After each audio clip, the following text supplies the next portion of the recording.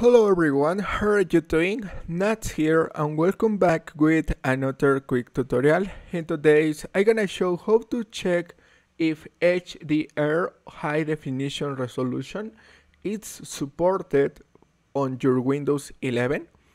The first step is go to the start menu and type settings and hit enter and go to system tab and select in the right side display, one click, and click on HDR, one click.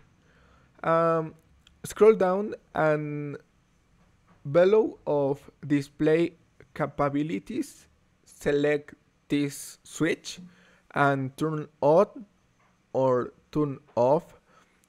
This depends of your capacity of your cable connection, for example display port, and you can show one switch here.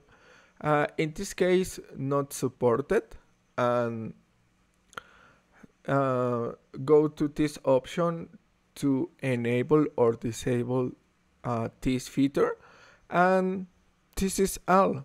Thanks for watching, don't forget to subscribe, and see you, and sorry for my English, in the next tutorial. Goodbye.